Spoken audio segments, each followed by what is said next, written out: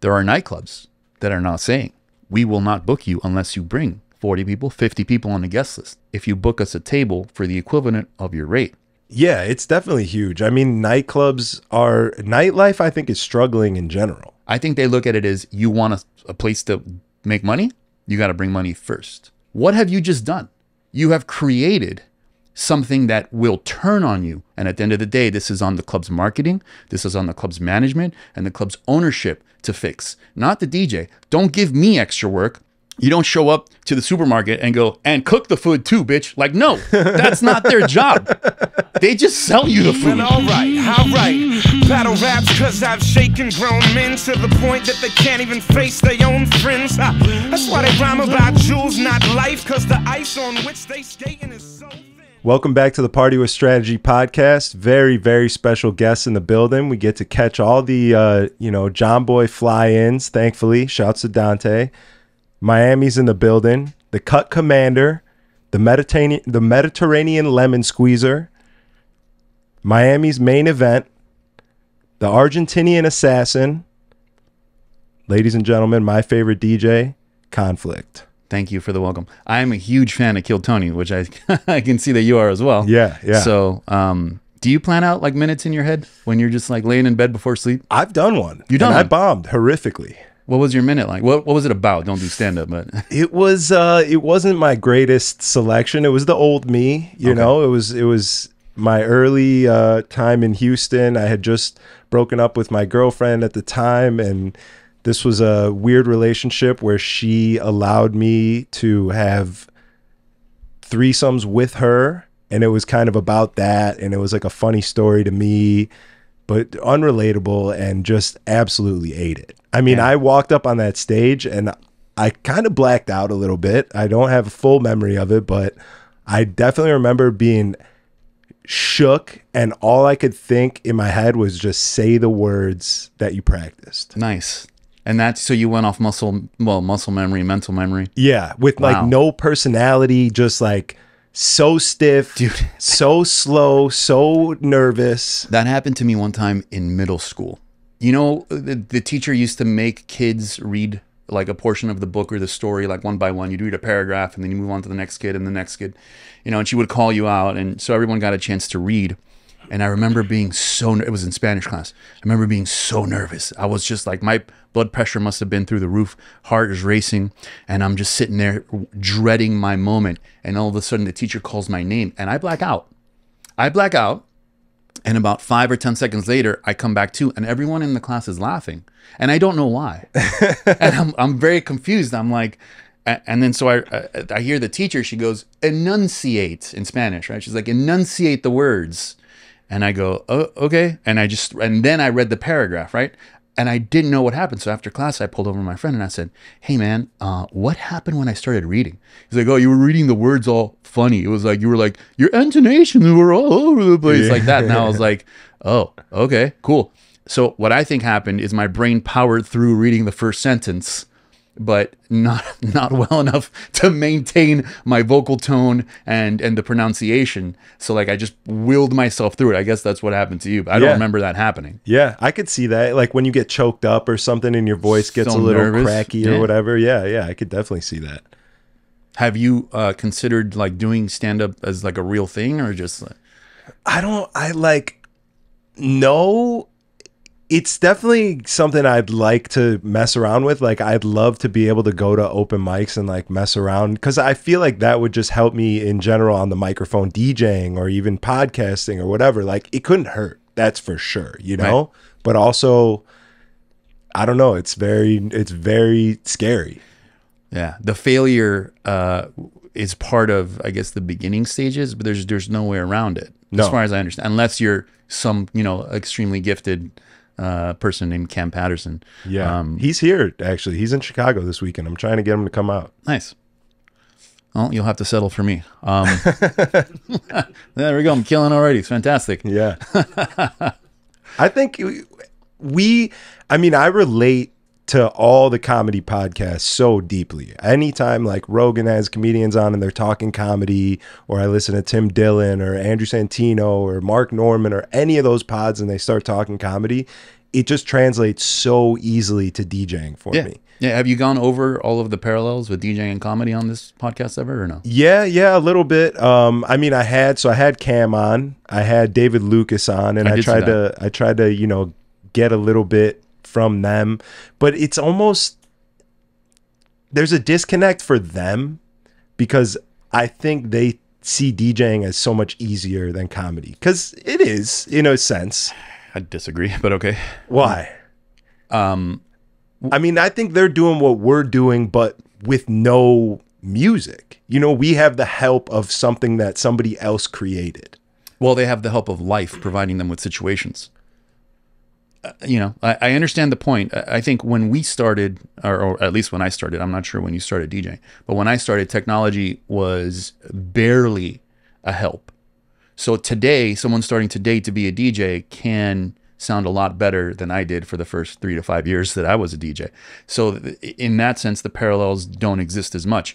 But if you look at the business and the structure, a lot of sectors of comedy and DJing, there's openers, there's headliners, there's traveling DJs, there's traveling comics, there's bits. You know, there's so much that you put together. Here's my string of songs. Well, for me, that's a bit, right? There might be a moment where you're trying something new and you come up with something on the fly and it's like, oh, that's my new bit.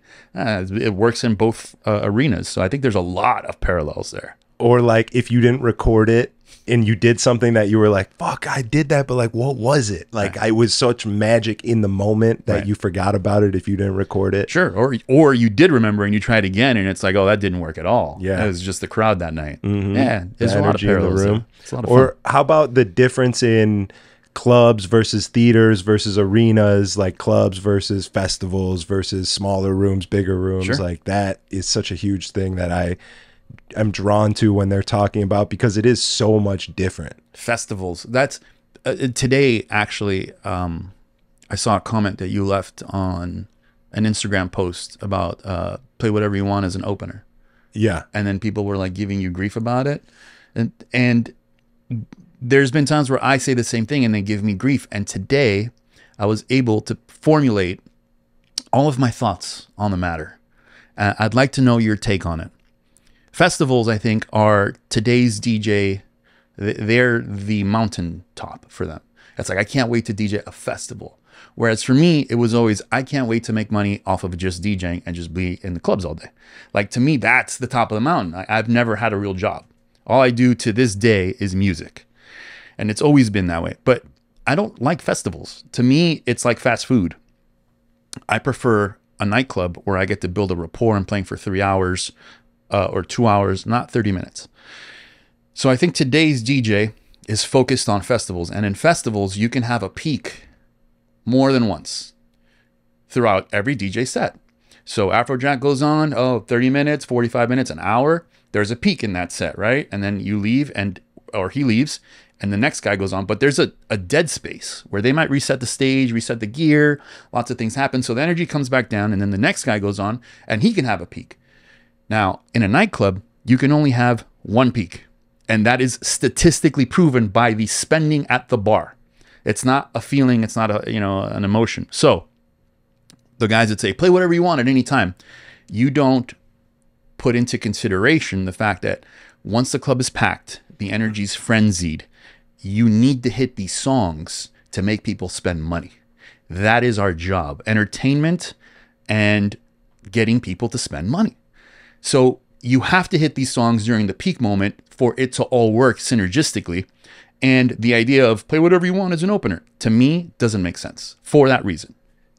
I feel that. Do you think that there's a little bit of change in today's day and age versus back in the day? Because that's like more of an old school mindset, right? The opener does this job and sets the room up this way, and then the headliner goes on, and like everyone's working together, because people were coming to the clubs later back then and your room was staying for a longer time and there was only so many clubs and it stayed packed, and it was like building a room was an art form, and it's just a different thing now. People get there earlier, people want to leave and go to a new spot, the room turns over. It's different. And I think that you have to give them a little bit. If it's packed, if you're opening, it's early, it's 10:30, 11, your headliner's coming on at 12:30 maybe, and it's already packed and everyone wants their hits and they're ready for it, and it's as if it's a headlining set, you know, it's the room's full, everybody's ready to go. Do you give them a little bit? I'm not saying run all the hits. I don't want to run every hit in a row. I don't want to play a headlining set as an opener, but I'll give them a little something that I know maybe an hour and a half later, the headliner will play again, and maybe it'll be 50% of different people in the room by then. That's a great point, and I do agree with that. I think that there has to be a little bit of leeway because of crowd turnover.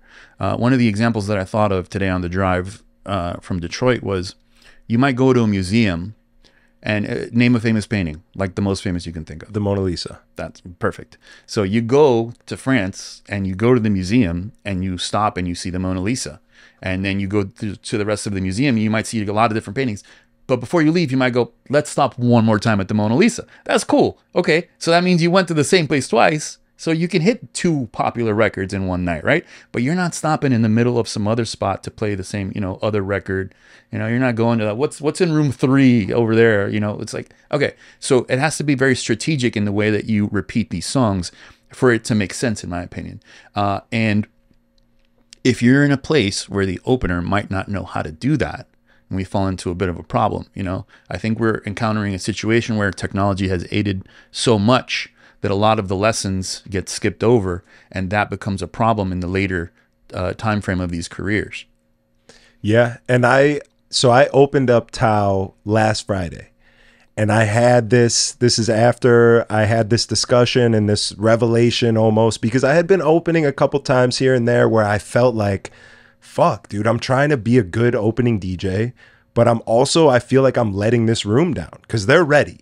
And I'm not giving it to them because I'm doing my opening DJ duties as I know it, as like save the big songs, don't get them going too crazy because you want that for the headliner. But like I came to the realization that it's a different time and things are working differently now. So I'm like, all right, I'm opening again. I'm going to do it this way. I'm going to go high energy. I'm going to get on the mic. I'm going to give them their 3, 2, 1, you know, drop. It's going crazy. And I realized that even though I'm doing that, I'm doing a good job. The club's enjoying it. They want that. They want high energy. They want people staying. They want people enjoying themselves. I'm not getting the big light drops and I'm not getting the CO2. They're saving that for the headliner. Sure. So even though I am going a little bit harder and trying to keep the crowd engaged and play it that way, give them a little hit here, but, you know, save this one, give them this one, save this one, I still can't reach maximum peak energy because I don't have the rest of the team with me giving it to me, which is a good thing. Sure. Yeah, I agree. But so in this case, you're using the production as an aid to be able to kind of go into deeper waters that you would regularly. And a lot of venues don't have that. A lot of venues don't have CO2, or they can't drop the lighting truss, or they don't have that extra 20% volume increase when the headliner goes on. So, you know, it really depends. I think the venue, it's dependent on the venue, the caliber of the opener, the caliber of the headliner. There's no one right answer, because even at a place like John Boy, you can play the same stuff you played at 8 p.m. at 10 p.m. because it's a completely different crowd. And somewhere like Barstool Nashville with Dex is a DJ at, you know, he explained to me today, he's like, look, the people that are there at one time are not going to be there later. So there are some markets where it's just like, okay, just do it, just go. It's market dependent. But I guess the thing that I want to eliminate, and this is a hill that you know, there's very few hills that I want to die on, but I will die on this one, which is, it's not a matter of whether or not the headliner is good enough. It's not a talent issue, because a lot of times these openers are sorry, I don't mean to, not these openers. A lot of times some openers are like, well, if you're the headliner, you should be good enough to get out of anything. Yeah, your bag should be that deep. It's not about talent, and it's not about a bag. It's not that. I can DJ circles around you once you're done. That's not it. You know, I'll play R&B for 30 minutes and everyone will sing along. You know, 65 BPM, you know, Aaliyah stuff or Doja Cat, something. I will make it happen and I will trick them into liking it. It's not about being a good DJ. It's about what makes the most amount of money at the bar. Mm-hmm. I am that kind of DJ. I sound really good because I practiced a lot. But my main function is to make the club money. because if they're open today and next week, I'll have a gig next week as well. That's my primary function. It took me a lot of years to like figure out who I was as a DJ. Like, what do I want to do? I'm a championship prize fighter. It's like boxers that are champions don't fight in alleys. No, they fight when the lights are on in the ring and everyone's bought a seat, right? Like, I feel the same way as a DJ. That's who I want to be. Not saying I'm better than anyone else. Not saying I'm the best of this or the best of that. But me as a DJ, I'm a prize fighter. That's how I look at it. Yeah. And I think that that is the way that it should be looked at, because at the end of the day, that's what it's about, right? It's about the venue who's paying you. Yes, it's about DJing is... There is artistic merit to it as well. Artistic merit, but really with your artistic merit is what you're supposed to use to make these places money. Sure. And I think that like this opener versus headliner thing is so stupid. Not versus. It shouldn't be versus. We're a team. That's what I'm saying. Right. You should work together, right? It's not, oh, I'm going to fucking run all these hits. And if this guy can't follow me, then I should be hitting his spot. You know what I mean? That's not it. That's silly, because then I'll go first and do the same thing. And what do we get? That makes no sense to what we're trying to do here. Right. So that to me is the most mind-blowing part of the whole young mentality of like, no, I'm opening and I'm doing whatever I want. That's a festival mentality. Yeah. That you have your hours, you have your 45 minutes or your slot, whatever the festival schedule might be like, and no one after you is going to tell you don't play something. But that's not realistic for nightclubs. There's a different formula that works for each venue, and then there's one general formula that works for most venues. I don't like these kids that have this festival mentality and want to be producers is what they want to be. Sure. And they're just DJing. Don't say these kids, because then they're going to be like, oh, those boomers. Old man. Yeah, exactly. You know, whatever. These... The newer generation. Newer generation. Yeah, because eventually they're going to inherit the whole thing. True. So I would want to be in their good graces as much as possible. I want them to put me in a nice nursing home. Right. I will open and close, no problem. Yeah, you're right. But that is what they want, is to be producers, to be artists, and like DJing in these nightclubs, collecting a check for them is just something that they're doing in the meantime. Like, to me, that's my fucking life, and I love it. You know what I mean? That's the other bit that I thought of today. Like, what's the right way to say it? Like, if you are a part-timer, unfortunately, your opinion does not count as much as the people doing it full-time. It's like, if a part-time, there's no part-time doctors, but if someone could be a part-time doctor, shows up to the surgery room and is like, oh, hey, you shouldn't do that way. And the full-time doctor's like, get the fuck, what are you doing in here? Like, get out. Yeah. Like, the full-timer DJs do have a lot more to add to the conversation, not to say that the part-timers opinion is not valuable, because it is, but it's finding that middle ground, right? Like, if you're I think the biggest disconnects is that this only occurs for a lot of traveling DJs, because if you're a local and you're with the same opener all the time, you can just tap them and be like, hey man, I'm gonna play that, and you're like, oh, sorry, no problem.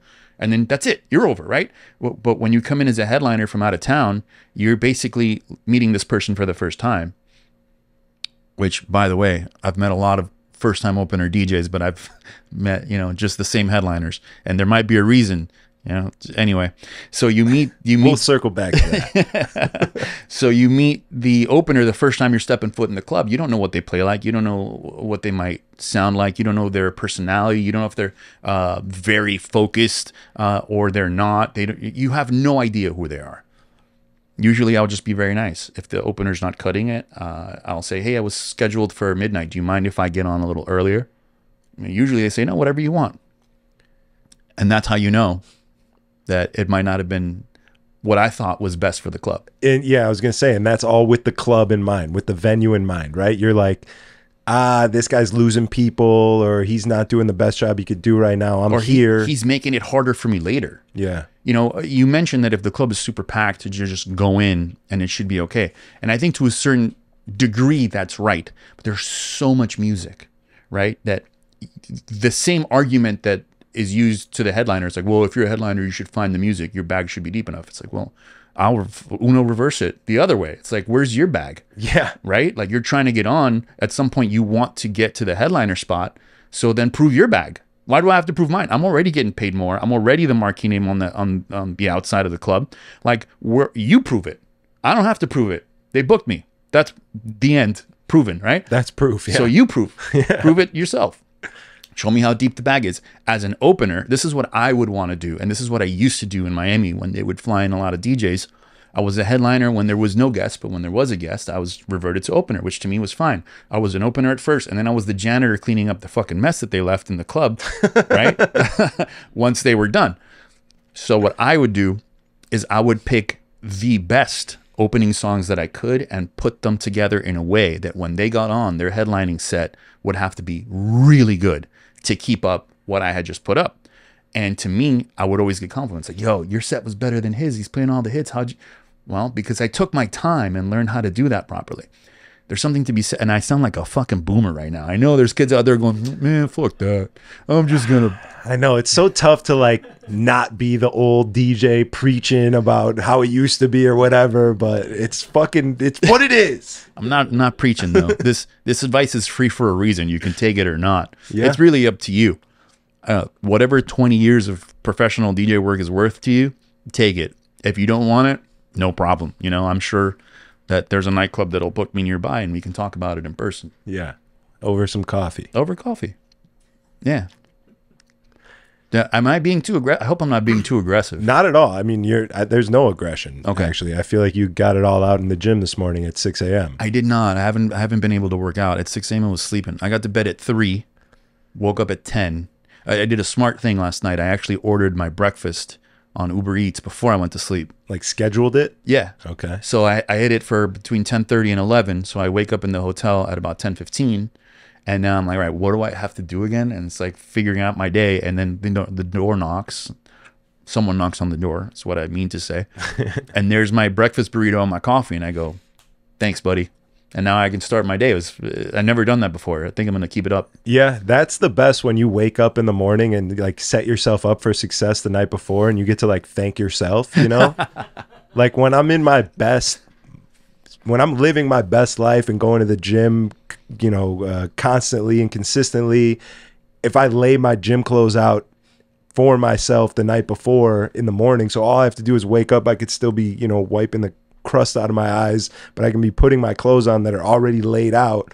Like that is what really makes it happen. Yeah. I just listened to a podcast where Jordan Peterson said responsibility can be adventure. And it completely flipped my brain on what I think of responsibility. A lot of times I will find that I procrastinate on certain things that I don't want to do for X, Y, or Z reason. But if I look at it as an adventure, it's no longer a responsibility. And I'm like, oh, let's see what adventure I can get into today. Completely changed my mind frame on what a day-to-day responsibility might be like.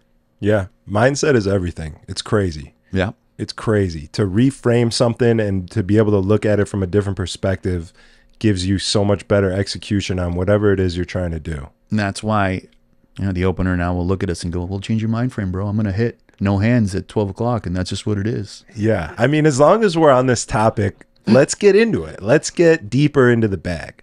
What exactly is a headliner's track, right? Because you said no hands. Sure. And we all know that that's an old song. It's a joke, but yeah, it's a Twitter joke. From Twitter, yeah. But it's true because like right now, Pitbull Hotel Service is one of the biggest bangers because for some reason 2010 era hits are just back and that's what people love and they want it.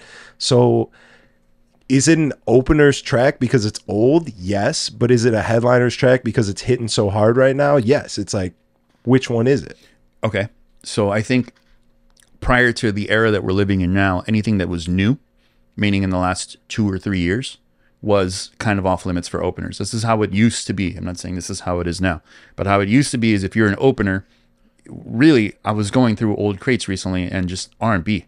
I mean, just beautiful stuff between 90 and like 100 BPM that you could play for 2 hours before the headliner came on and did whatever they did.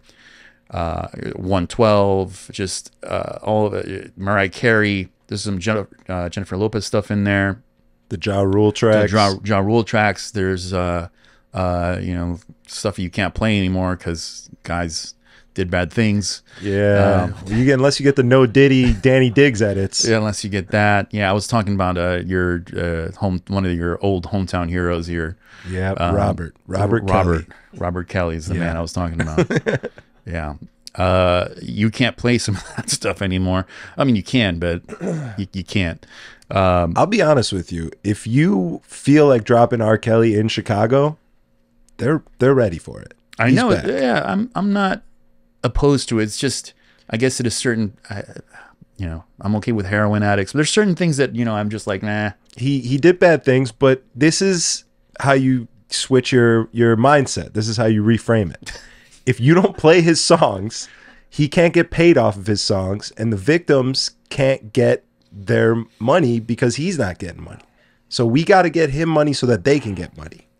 I don't think my quarter of a penny from playing one song for 35 seconds is going to be, it's not going to get him much. It's a start. It could spark, someone hears it and then they want to play it in their car, and now he's getting a couple more plays. It's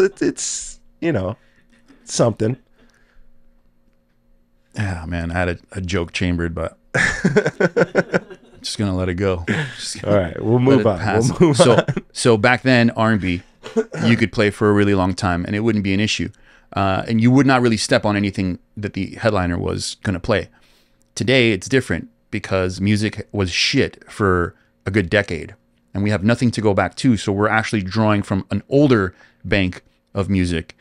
So I would say anything that's old is fair game for an opener. If you want to play all old stuff, thumbs up. You can do it. I think that would be a proper way of opening. But now if you're throwing in newer things in between, now you're headlining, right? So play all the old stuff that you like. You want to play No Hands? I can't really go up to you and go, hey, that's a hit record. Don't play it. No, it's fine. It's freaking plus 10 years old, right? Yeah. Rihanna, Pour It Up, 10 years old. Bands Will Make You Dance, 10 years old. You want to play 2 Chainz, the birthday song. That's, a decade. Go for it. All that stuff is good to go. But if you start putting in newer things in between, now if you're playing newer Drakes with the Chainz and the Rihanna, now all of a sudden you're doing what I'm supposed to be doing. That's where I think we have a red line that shouldn't be crossed. Shouldn't be. There's definitely exceptions. Don't kill me, new DJs on Twitter. So I think you got to make a choice.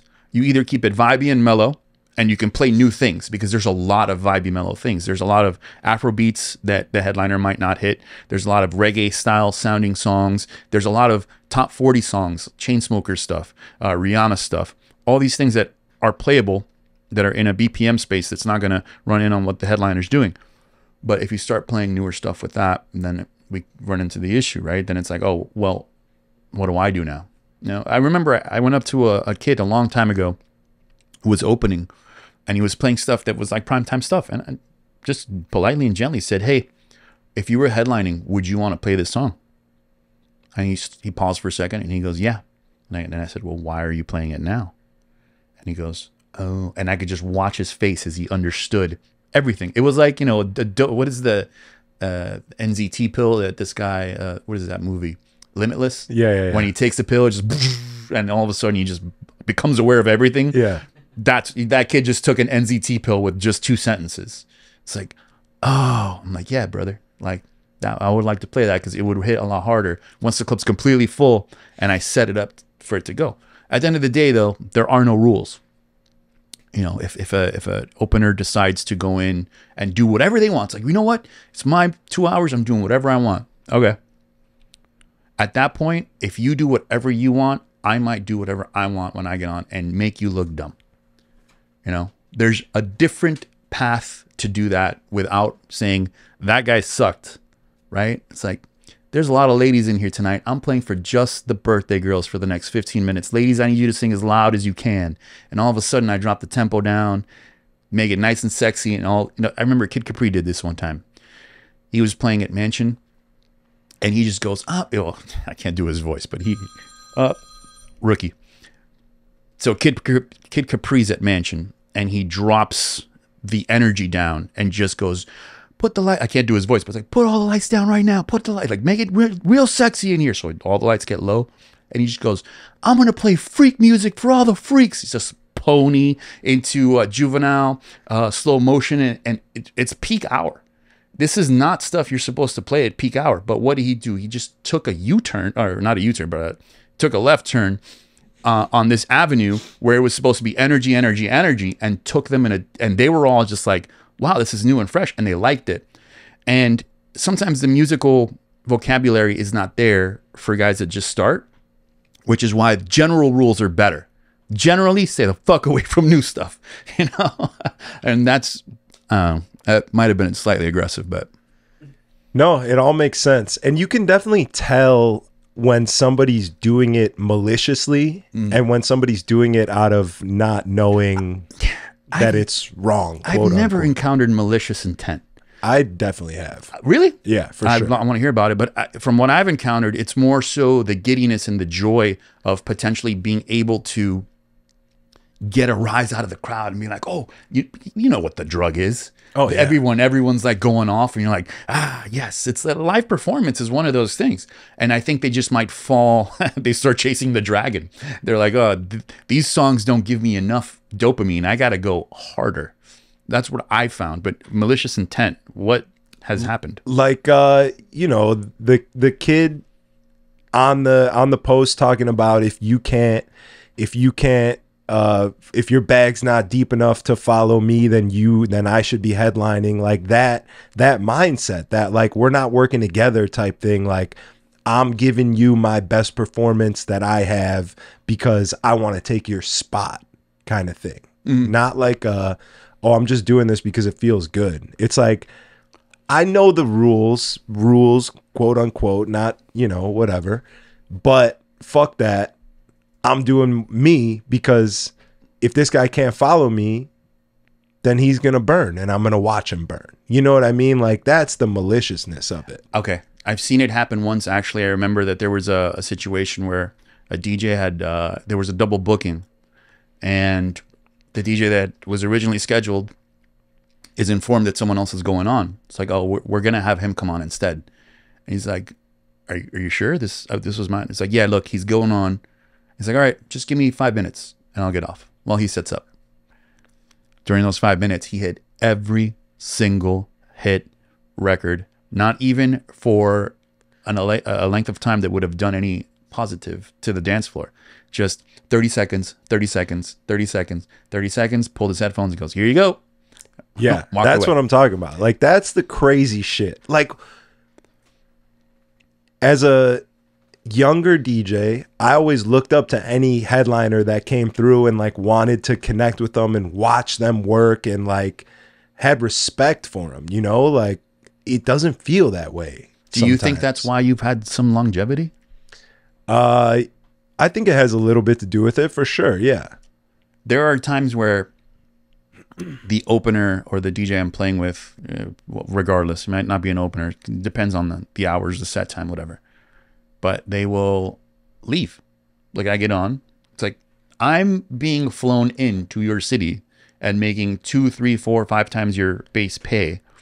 And you don't have a little curiosity as to how I managed to make that happen for myself? Yeah. And they just bounce. They go, hey, man, good night. I go, oh, you're going somewhere else to work? It's like, no, I'm going home. Okay, well. That's crazy. See ya. I don't understand That's it. crazy. I'm not criticizing it. I'm not saying there's one good way and one bad way. To me, it makes no sense. No, it's bad. I'll say it. It's terrible. If you don't have another gig, you're just going home. That's insane. Like, if you want to be a DJ, that it goes back to like these people not really wanting to be DJs. They just want to be they just want to be producers, you know, like they're just doing this because a controller costs $100 and music is free to download and DJing is cool. And there's all these reasons that they're doing it and they can get paid and they don't have to work a 9 to 5. And like, that's the shit that kills me. That kills me because the DJ community is so tight, bro. It's so tight. Like when I see Shortcut has a stroke, gets into an accident, whatever, and his GoFundMe goes crazy because DJs are taking care of each other. Like that shit brings a tear to my eye, bro. And I hope that one day, God forbid, if anything ever happened to me, like I would be part of that. You know what I mean? Like I want to be part of that somehow. I need to give enough to get back. Like that is something that Sir Marcus said to me recently, is like, if you want the DJ gods to give you anything, you have to give them. You know what I mean? And I've gotten so much from any other older DJ that I've ever asked anything, question to, and gotten information and asked them how they did this, or, you know, what is that song? And they just gave it to me. Like, everybody's so generous when you really want this, that like, it's such a tight knit community.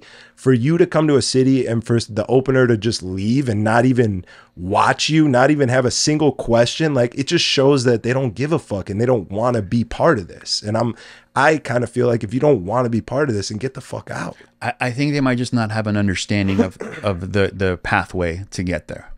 I think maybe we started young enough where I just looked at the DJs that were in the headlining spot and thought, well, if they pay me this to open, they must pay the headliner at least double. I want to see what that paycheck looks like. And so that's what I worked towards. It was a real simple formula in my mind, right? Along the way, though, I did find that I did have a propensity to want to sound better than everyone else. It's like, I remember I heard a DJ at a club and he was crushing one of the spots that I regularly played. And I locked myself in my room for like 2 weeks, just 4, 5, 6 hours a day, practicing. I didn't want to show my face around a nightclub where someone could do it better than me. I was like, seriously, I was not to the point of depression, but I was like, I cannot let this stand. I refuse. I refuse. You know, this goes back to the prize fighter mentality. It's like, I want to at least put up a fight here. This guy just beat my ass. By the way, I'm by myself in the club, just like listening. Everyone's vibing, having a good time. No one gives a shit. No one paid attention. No one knew what I was thinking or what I was feeling. But I took it so personally that I took 2 weeks and just practiced for hours and hours and hours. And then I felt more, I mean, there was a point where I was doing push-ups whenever I'd mess up. Back in the day, mess ups are when you would train wreck when the program didn't do it for you. So whenever I'd have a slip up, or my cuts weren't exactly on point how I heard them in my head, or something happened that wasn't absolutely perfect, I would just drop down and give myself 10 push-ups in the booth. No one gave a shit. It was a back room. No one would even see me do it. But in my mind, I was like, I'm training to be the best, right? I don't know. I was a young kid. It was dumb, but it worked. Somehow. It's not dumb if it worked. I'm here in Chicago to play music tonight. So something went right. Yeah. Yeah. I mean, yeah, you got to be fucking good, bro. The Party with Strategy podcast has a brand new sponsor. Make sure you guys go check out Renevu Limousine Services for any of your travel needs around the Midwest. It's the best you can get, top notch. Let's be honest, everyone's a little sick of buying Ubers, getting charged for Uber X's like they're black cars, and you know the market's just not what it used to be. You might as well go with your best bet, Renevu Limo Service. They got party buses, they got Sprinter vans, they got Escalades, they got Navigators. Only the best of the best. Make sure you check out Renevu Limousine. You can find them on Instagram at RNDZ Limo, or their website, Renevu Limousine. If you're grammatically challenged like myself, rendezvous is RENDEZVOUS. And we might as well do limousine as well. LIMOUSINE. Renevu Limousine. Best you can get anywhere you want to go in the Midwest. Airport pickups, drop-offs, party buses. Just going to see a friend. Do it in style. You know what I'm saying? Let's get back to the episode. Thank you guys for watching.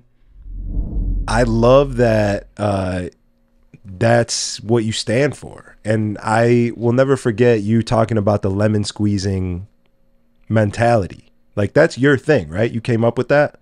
Being a lemon squeezer DJ? Oh, yeah, well, squeeze the pockets. Yeah. Yeah, I'm not bringing people, but whoever's there is going to give me all their money. Mm-hmm. Just not, it's like a stick up, but it's a psychological one. Yeah, like, yeah. You know what? Oh man, this song's great. Hey, you know what? I guess one more bottle. One more. Yeah, let's go, everybody. Yeah. That's what I create. Those moments, right? Like, to me, it's like I always will ask, did they overspend their minimums?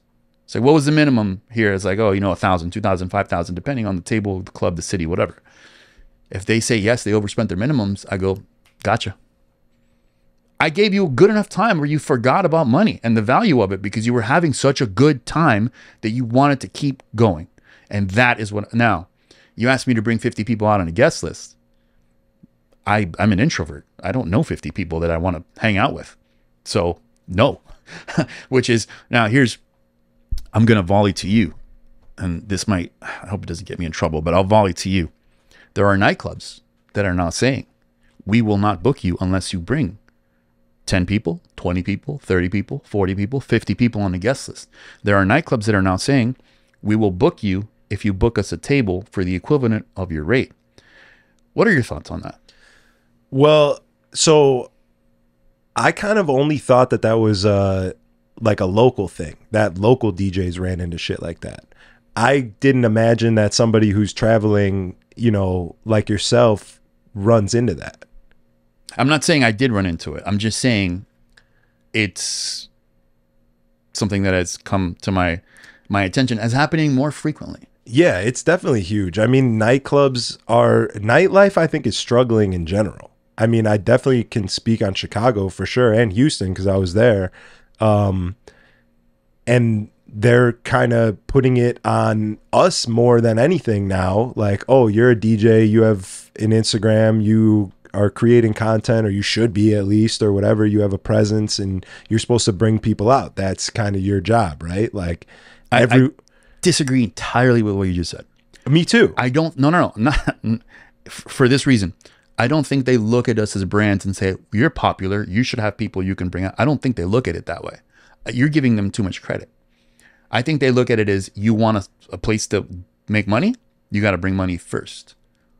They're not looking at, because there's lots of times where it doesn't matter what your brand is or your Instagram or your follower count. If you're a college kid that just started 2 weeks ago and you got a $100 controller and 200 songs and you go, yeah, I have 200 people. They go, okay, come play. It has nothing to do with his presence in the marketplace. It has everything to do with heads through the door. Now, this is where the clip starts. Ready? This is for Instagram.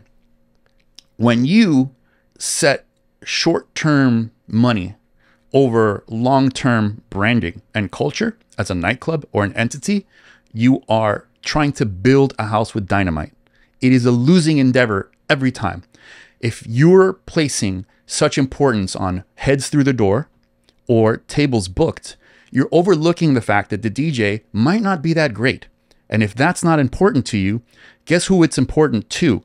The people having a birthday in Section 10, the waitresses that hear the same shit every night, the bartenders that might have a scowl on their face when new clients come in. So what are you really doing by getting 50 heads through the door that might pay 10, 20, 30, 40, 50 bucks, or one table for $4,000 or $5,000 if there's 150 people that look up at some point and go, damn, this is whack? What have you just done? You have created something that will turn on you way worse than it is now in the coming months, because they'll go, nah, it's not even worth it to go if we get in for free. That place has shitty music and the vibe kind of sucks. All to sell a table today or get 50 people through the door. It makes no sense. And at the end of the day, this is on the club's marketing, this is on the club's management and the club's ownership to fix, not the DJ. Don't give me extra work. I already spent time learning how to do this so everyone has a good time. You want a promoter? Then give him that fucking job.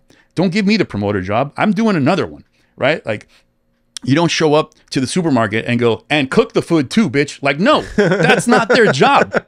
They just sell you the food. Like, you can't just decide to give me more work. It's like, just like I can't decide to show up to the club and go, today I want to get paid 3 times as much as I did last week. It's like, well, why? Oh, because that's what I want to get paid now. No, the same way you can't go, by the way, not only do you play music, but now you're also a promoter. It's like, says who, bitch? Like, what's wrong with you? I already have a job. So does everyone else. If you have a problem with marketing, then talk to the marketing department. That's their job. And there's the clip for you. Yeah. You got to create the experience is what people come back for. You walk through those doors and the lights are hitting right and the design is done correctly and the layout is good and the vibes are right and everyone's having fun and the music is incredible. That's what people come back for. That's what people come for in the first place. Agreed. You can add to the fact that it's detrimental to have anyone that could bring people through the door or sell a table as a DJ by adding that there's no consistency.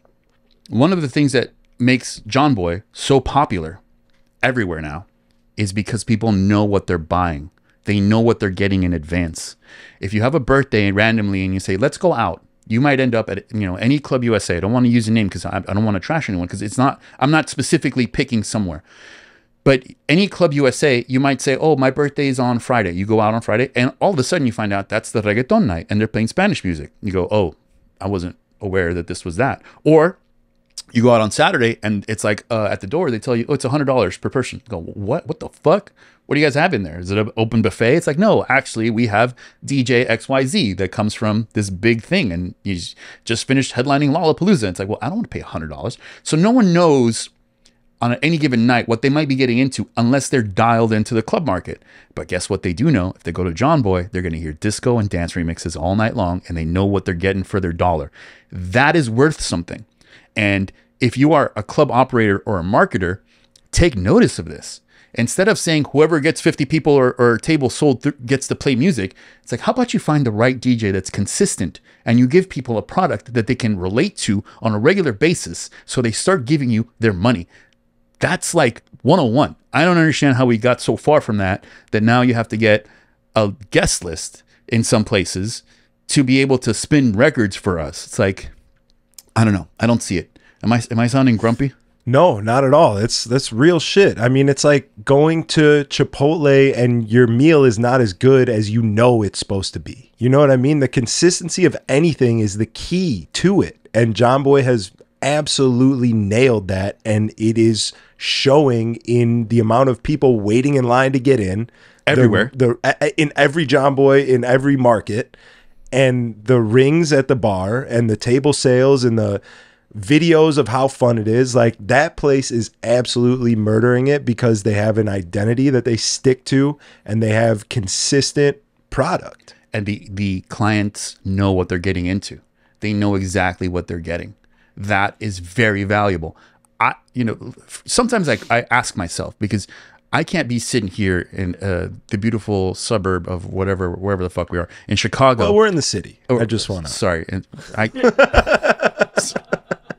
the outskirts of Chicago. I had to drive for like 3 hours to get out of here. I'm just kidding. We can't be sitting here and have it figured out. Like, there's something I'm missing.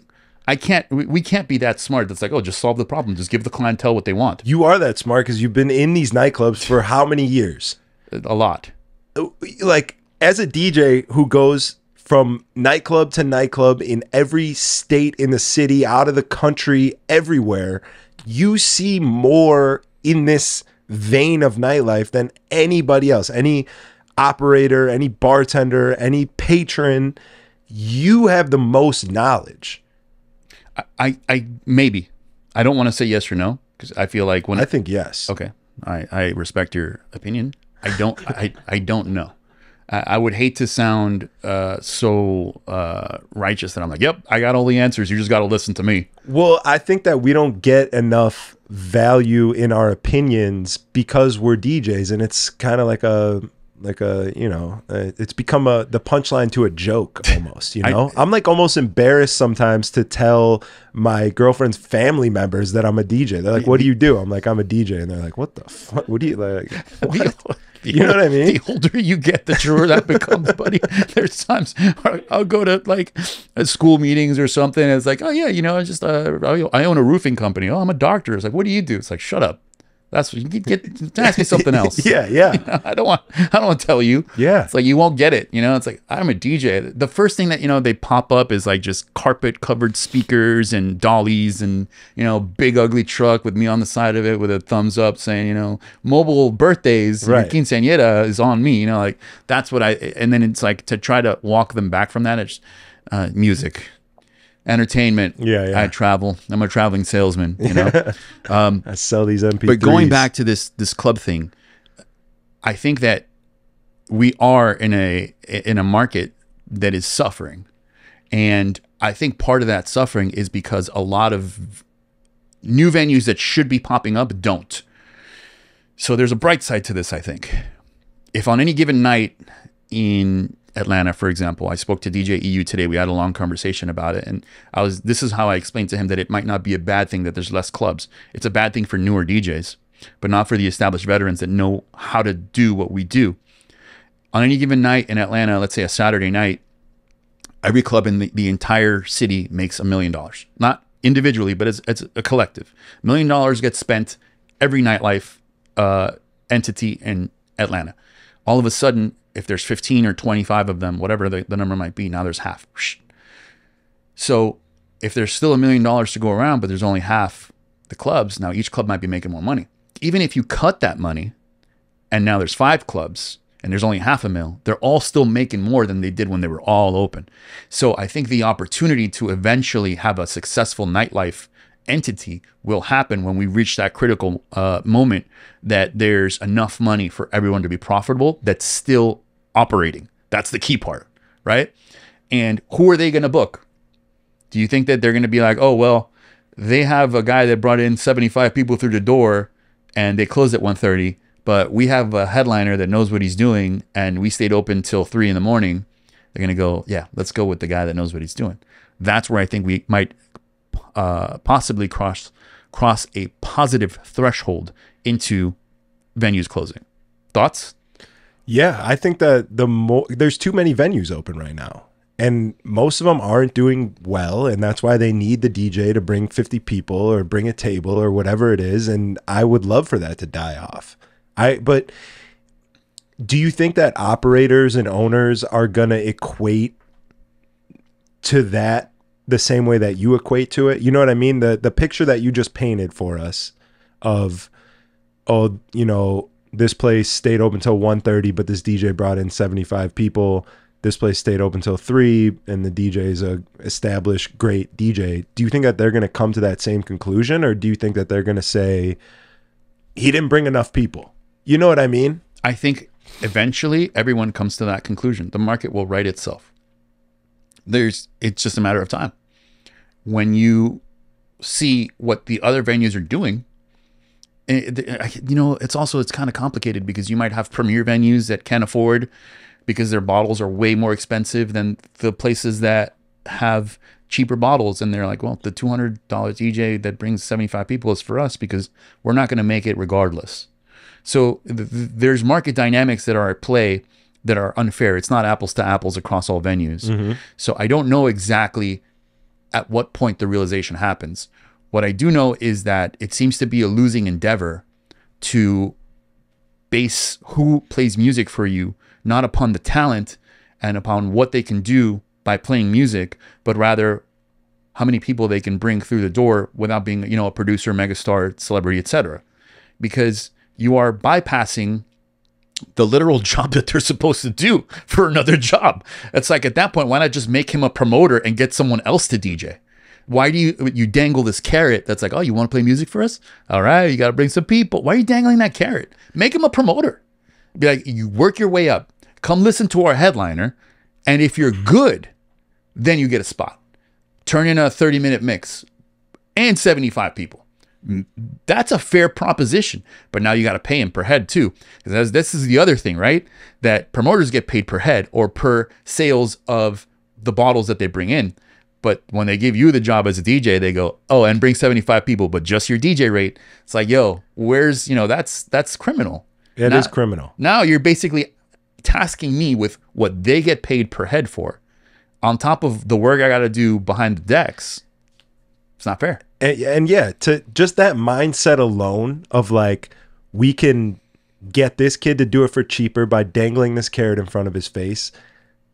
That's one piece of that establishment's business plan that is operated that way. And I would imagine that there's other pieces in play that are operating in the same criminal way. So it's just a failure waiting to happen. Like, you don't have good intentions. You don't have good ideas. You can't execute on creating an amazing environment for people to come back to. Like, when I see things like that, I just assume that, like, this is a shit place running shittily and it's going to be gone soon. I don't think that they have bad intentions. I think we disagree. And I don't think that all of them have bad atmospheres. I think here's what I think happens. All clubs have a life cycle. And at some point you get old and you have to do better.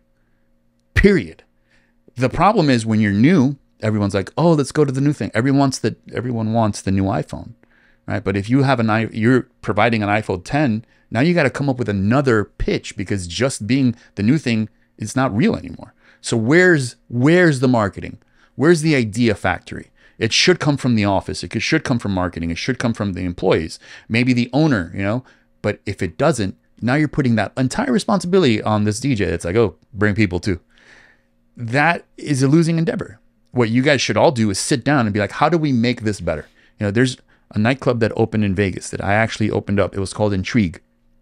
And the idea, the concept for it sounds really cool, which was you never know what you're going to get. Just show up and you might see a performance by Neo, or Diplo might be DJing, or there might be Floyd Mayweather, in a table, you know, throwing money. Like everyone was getting booked there, but no one knew in advance. It's a cool concept. The problem is that people vote with their dollars. And if you're visiting Las Vegas and you have $200 to party, what are you going to take? Are you going to take the guarantee for 100 or the let's see what happens for 50? I'm not too much of a gambler, but I know that people are going to take the guarantee for 100, because if they go and they spend their 50 and it sucks, they're like, I don't even like whoever the fuck this is performing. I don't know who this is. That's it. They're out their money. They can't ask for it back. So the concept of Intrigue is actually, it's cool and it sounds fun, but realistically, it should have been the other way around. It should have been, what do you want to see? You know, vote on our Instagram and put up 3 pictures of artists. Whoever gets the most likes is who we'll have on Friday. Holy shit. Is that not amazing? Right? Now, as a consumer, I'm like, oh, I'm in Vegas on Friday. Who do I want to see? Double tap. That's it. I guarantee. Now, you know, I go back on Friday. It's like, all right, cool. It's my guy or my girl or my band, whatever it is, or my DJ. Let's go. We just voted. I don't know, man. It seems simple in my head. There has to be something I'm missing. Something has to be missing. But at the same time, all I do is point at John Boy. I go, when you put out a product that people know what they're getting, it seems to work. Why is everyone else falling so far behind? Yeah. And let me try and relate this theory that just came to my mind. There's a lot of club owners, in my experience, in Chicago that are older, of the older generation, right? They're from back in the day when it was kind of like open a spot, get some lights, get a DJ, you're serving alcohol, you're going to make money. It's a different thing now. There's less people going out. There's more spots open. It's a little bit tougher. You have to have a good product and create a good atmosphere. And you have John Boy, who is,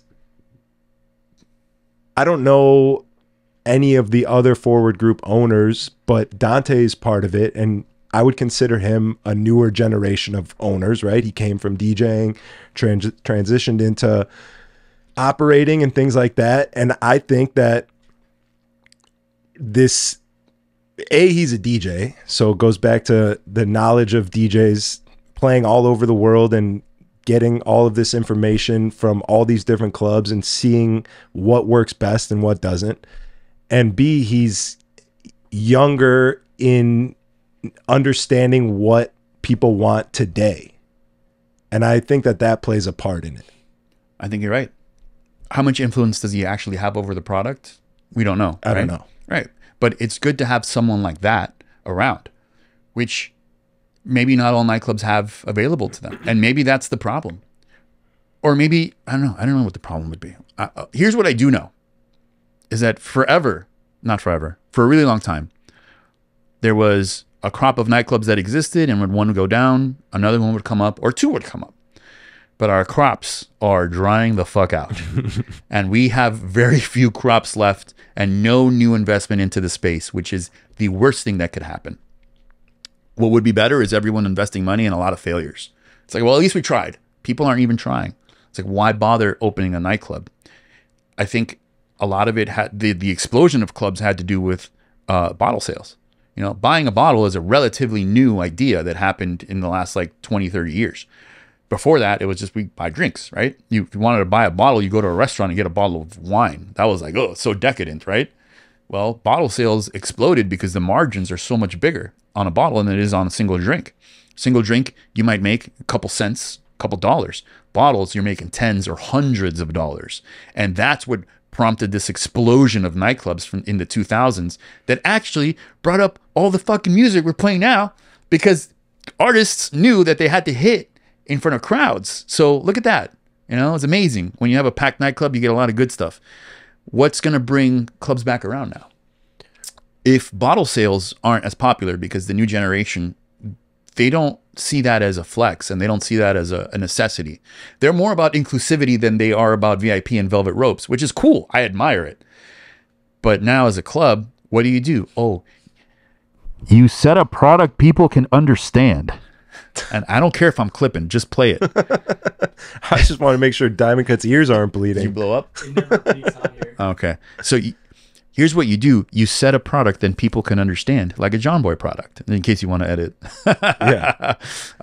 So that's what I think you need to do. But again, I don't know if I'm that smart. You are. I'll say it again. All right. Well, I believe. Invest in my club. I'm opening one. Are you? No, I'm not. I was going to say, at what point do you take all this knowledge that you've gained traveling the world, playing all these clubs, and open your own? Because I feel like that is the wave. I admire Dante so much, and his success. Again, I don't know how much of his ideas went into these places, but he's part of it.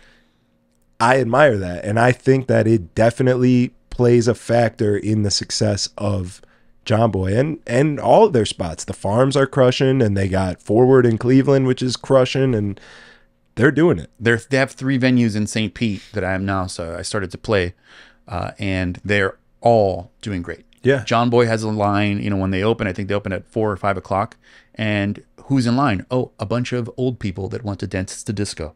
It's like, oh, all of a sudden, there is no barrier of age to go out to a spot, whereas the other spot, my rich uncle, is like younger kids, and they listen to 2010s and 2000s music, and it's really fun. But the John Boy product in St. Pete specifically, you pass by at 6 o'clock, and it's like a matinee. There's like older people with white hair all on the dance floor dancing and singing, and then that cycles, and then 8 o'clock comes around, you might get a little bit older, and then all of a sudden all the young kids come in and they're all singing Tears for Fears, and I'm like, this must be heaven. This is fantastic. Again, the product is known, and they know what they're getting for their dollar, and that's super important. And at what point, bottle sales are at the height of what they are, right? In what, 2010, 2008, something like that? I would say just before the financial collapse, 2006, 2005, 6, 7, it was probably the highest. Maybe there was another tick up around like a double top in the 2010, 11, 12. And then that was like EDM boom in popularity. And I think 2015 is when we started seeing this decline. Okay. So let's say 2007, you own a nightclub and you're making millions hand over fist because your bottles are going out crazy.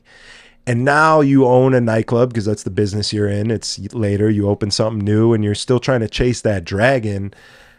I think that's where you fail, because you have to realize that things are different.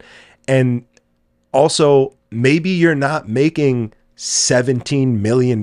Maybe you're only making 5 now. Like, is that bad? I think that some people would see that as bad because they're still comparing it to back in the day. Whereas if you just got in this game and you open a spot and you're making $5 million, like, hell yeah, I'm making $5 million, And then you got the guy over there who's like, yeah, but I was making 17 million and I got this yacht that I still got to pay for. And they're like chasing that dragon. I think that's where like having the younger generation of people come in and do things helps, because you're not looking at bottle sales like that. You're getting money from the bar. The place is packed. People are waiting to get in. They're spending money. It's not bottles, but it's money. You know what I mean? Maybe that's the answer as to why we're not getting a new crop, because just the return on the initial investment, the liability, the amount of work is just not worth it anymore. Whereas back then it was worth it, because, dude, at Mokai in Miami, we would get sent $10,000 bottles of Ace of Spades Jeroboams. It's like, and for the DJ. And I would just look and go, nobody open that fucking bottle. I'm gonna sell it. Like, no one touch it. Yeah. Like, put it in my bag. Yeah, I remember there was one night Joe and I were playing music, and they sent out 2 $10,000 bottles to the booth, a gold one and a pink one, a rosé and a standard. It was Ace of Spades, the chrome gold one and the chrome pink one, and it came out, and one of them was closed. They were both closed. And they just put it down. And it's like, oh, for you. And I go, all right, cool. So in my mind, I'm like, I'm going to sell this back to the club at the end of the night. Like, I'm going to approach them and say, hey, I don't want this. I don't really drink. unless you pay me, if anyone out there's listening. I don't really, that's why I also don't wear logos on my shirt. It's like, I'm not wearing your shit, pay me. I don't want this bottle, buy it back. You already got 10 grand for both. Like, you know, give me $1,000 and you can just have it. There's no UPC code on it. No one's going to care. I haven't touched it. I haven't opened it. And then I'm working, and then I look to the right, and there's a promoter opening one of the bottles, like the foil, and pops the cork and starts pouring for girls. And I go, no. So then, did you fight him or what? No. At the end of the day, it's unrealized profit. You know, it wasn't. And realistically, at the end of the night, the club actually said, no, we don't want them. Okay. I said, you just got to put them back in the fridge. You walk them 30 steps to the booth. Just walk them 30 steps back. It's $10,000 more. It's like, no, we don't want it. I was like, okay, cool. I took it home and I sat it there for a while. And then there was another club that I approached. I said, hey, you guys want this bottle? And they're like, yeah, when we sell it, we'll cut you. I'm like, thank you. This is it. What a great business move. I don't get it. But again, I might be dumb. There might be something I'm missing. Because in my mind, it makes perfect sense. You just walk this 30 steps, just walk it back, put it right back where it was, and just give me a little bit and keep the rest of it. No one's going to know any better. It could have been one of those situations where they already thought they were paying you too much as a DJ. You know, they're like, this guy's already getting too much money. I ain't giving him no more. They sold $20,000 worth of merchandise that was parked in the DJ booth. I wasn't getting paid enough. Yeah, I wasn't. That's usually how we feel. Come on. They made 20K off 2 bottles to the booth. What do you think that guy spent in his section? Oh yeah. You know? Yeah. But that's on the flip side of it, it's one of the beautiful parts of being a DJ, because if the night sucks and they don't make a lot of money, we still get paid. But on nights where, and remember, we don't have any liabilities. We're not paying for electricity or insurances or employees or water or product. We walk in with our little book bags, and some of you guys walk in with sticks. You plug in, you play, and you go home. The end, and you get paid. And that's why when the club's doing great, you get the same rate. But if the club's doing bad, you get the same rate. It's just what it is. It's fair, in my opinion. I don't see it a necessity unless you're doing something extra for asking for more money. Just like you can't fucking ask me to bring people if I'm a DJ, you know? I think it goes both ways. Yeah, no, that's fair. That's true. We do get the same pay no matter what the ring is, low or high, and that is the middle ground. Yeah. If there's a washout because it's raining, I'm getting the same check. Yeah. If it's a slow night because there was an accident or it snows, you get the same check. But during those summer months where they're printing money at that bar, you get the same check. Yeah. Yeah, that's fair. Now, speaking of checks, let me ask you something here that I don't know. I'm weary of how you're going to answer, but we'll see. What, as a local DJ playing at a spot that brings in out of town guys, you know, the traveling guys, you, Kazis, Chachi, the Obscene, RM, Booza, EU, yeah. All the guys on the agency. All those guys. Yeah. Mr. Shaw. Everyone from my favorite DJ agency. Yes. How do you go from, if you're not you already, you know what I'm saying? If you're a local guy trying to become a traveling DJ, how do you get the traveling DJ rate at a spot that you know pays it because you see these guys coming in? Well, there's an assumption you've made there, first of all, which is, what are they getting paid? Yeah, so you can answer. I mean, I can. Let's get an amount here. So, so you want to know dollar amounts? If you would divulge, I feel like it's funny because no one talks about that, but it is a real conversation that would help. I think this is extremely important for guys out there, because there are times where guys will approach me and they're like, "Hey, I'm playing in XYZ city at this club," and I go, "Cool. First question: what are you getting paid?" It's like, "Oh, I'm getting this, but they're also taking care of my travel," and I go, "Listen, don't do that. Don't do that." Now, all right. First bit is, let me answer your question. Actually, let me save that for the end. The question is, how do you get the out of town rate when you know they're getting it? Right. Okay, so hold on to that question. First, the market dynamics of rates, they're very sensitive right now. If there's a top DJ out there that wants to travel, one of the old ways of doing things would be to undercut and be like, well, I'll go play for, let's just say, market example, $1,000 in a hotel room. Okay. That is not a good idea today, because what you're doing is you're setting the market rate at that amount. And if you are a DJ that does well and has a good brand, all of a sudden the club goes, that's what we get for $1,000. And now anyone else that has a good brand and is a good DJ is subject to the rate that you have set. That is not good for us, because $1,000 is not enough, in my opinion, to travel to another city.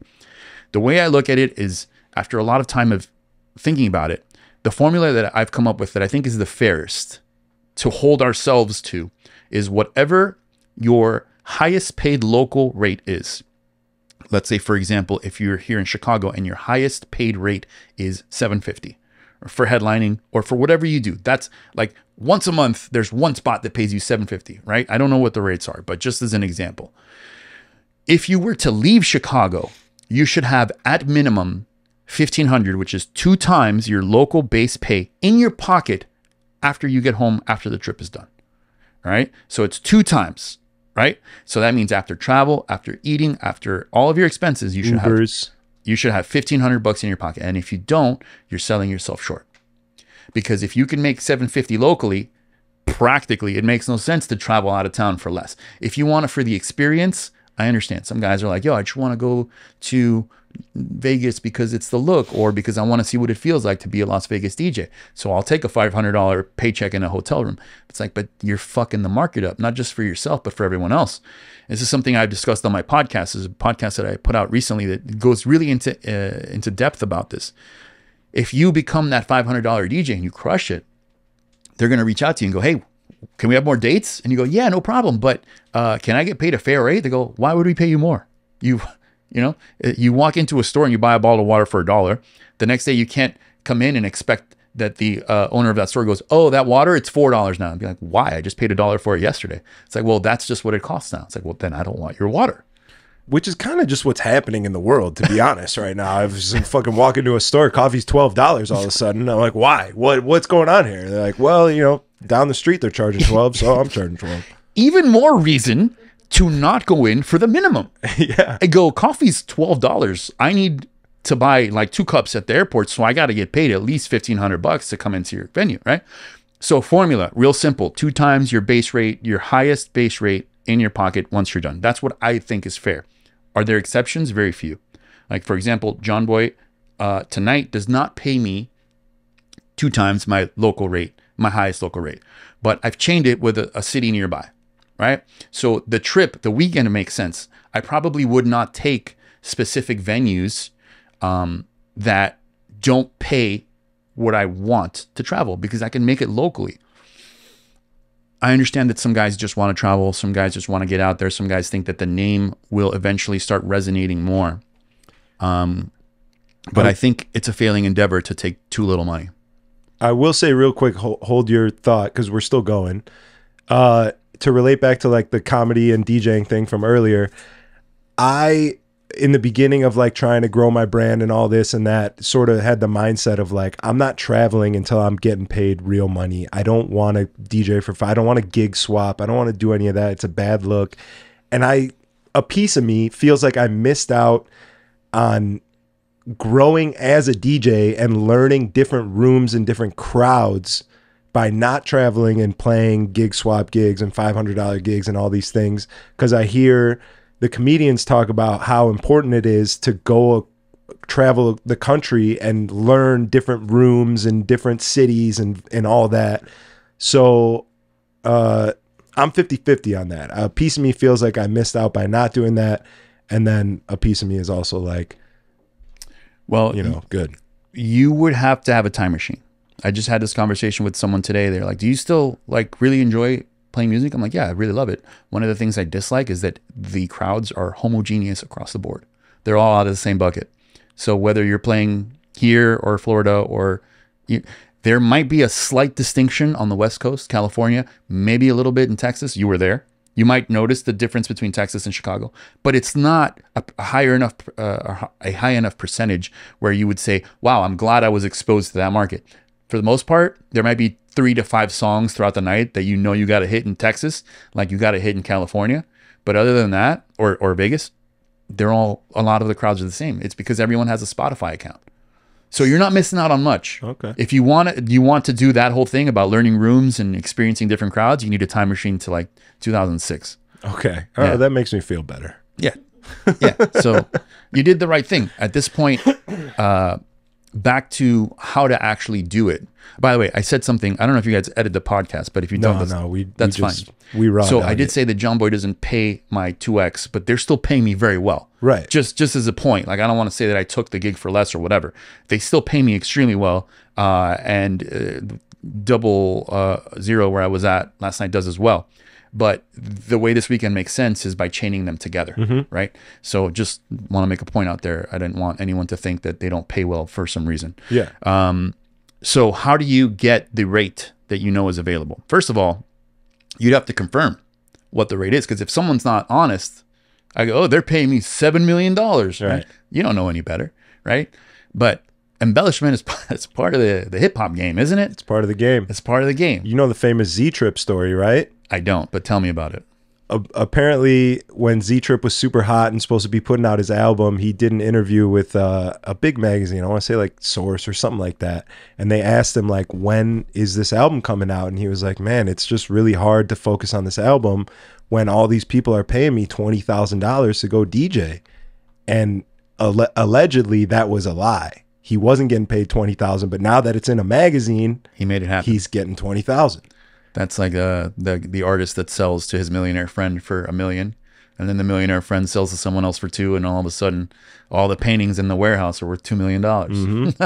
Which that was a story that it gives me chills a little bit, and gives me like it gives me like inspiration. I'm like, that's so dope. That's sick. It's definitely a great exercise in psychology. It's like you are worth what the market is willing to pay you. And sometimes the market's willing to pay you what you tell the market that they should pay you. Yeah. It's just a matter of finding the right angle to make that happen. So if you actually know for a fact that there's DJs that are getting paid in a specific venue that you want to get to, the best answer and the one simple answer that I've gotten to after all of these years, if you want a specific strategy to get into, pun intended, to get into everywhere you want to get to, one word: relationships. Period. There are too many ways to fake the funk.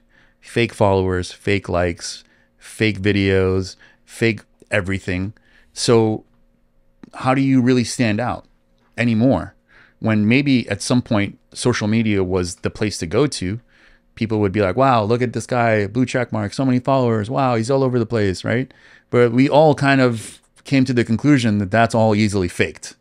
So how do you stand out? Well, you got to develop a relationship with the person that's making decisions at the venue you want to work at. An honest email might go a long way. Hey, I'm a DJ from this city, and I saw that you, or a DM or a comment on a picture, because you might not even get a response. The email might be wrong. It might bounce. They might be like, nah, not another one, and just delete it. Somehow you got to cut through the walls and the obstacles to get to the communication and say, hi, I'm a DJ. I saw that you're bringing in traveling DJs. I think I'm good enough for your room. I'd love an opportunity. If nothing else, whenever you see or think of a slot that I might work for, I'd love to discuss if it's a possibility. I appreciate your time. Thank you for reading. I know that you might get a lot of these inquiries, but just know that this is my passion and what I really want to do. If you could help me in any way, I would love it. I'm sure I can provide value to you as well. I just need an opportunity. You're not going to get a response a lot of times, but one time you will. And when you do, that's when you got to execute, right? You execute and you make sure that you play the best set that they've ever heard. You do everything right. You don't get drunk. You show up on time. You smell good. You look good. Everything's important. Everything's important, because that's your break, right? You just auditioned for a gig and they said, we'll give you a shot. Here's your pilot. You get one show. And if you don't kill it, they go, meh. And now you're stuck with the flyer of what could have been. And maybe you can parlay that, but you know how you can parlay it? You hit up the second venue and you say, I just got a residency at Club A. Sorry, I'm such a noob. He's popping. This is my wife. She's going to be like, where are you? Oh, no, she's not. This is something else. Hey, babe, I'm on a podcast. Bye. So you don't edit. So that's going to stay in? We could take that out it's if fine. you want. No, I don't care. I love like a little chaos, you know. It's real. I like it chaos. as real as it could be. Okay. So then leave it in. You go to venue B and you say, I just landed a residency at venue A because they took a shot. I had never had experience out of town, and I came in and did a really great job. And CC'd on this email is my manager friend that booked me, whoever it is. And I wanted to reach out and see if you guys were interested in having me as well. Here's my flyer. Here's my Instagram. Here's my mix. Here's my press kit, which, by the way, these are all necessities. If you're doing anything without these things, you are basically the best one-armed swimmer. Like, it's not enough.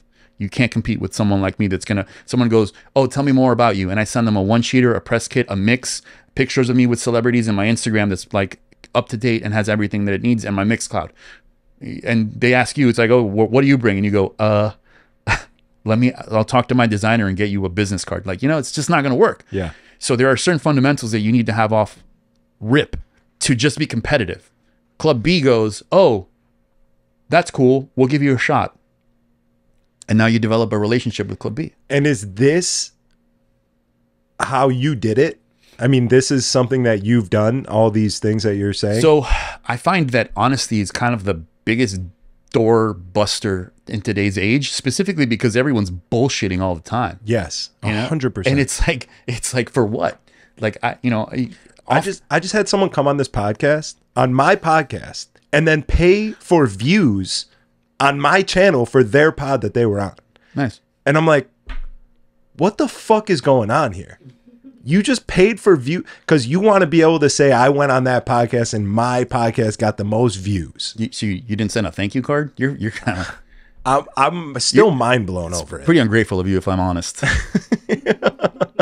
I mean, it's not the worst look, but it just tells me so much more about this person. I'm like, so everything you have is potentially fake. Potentially.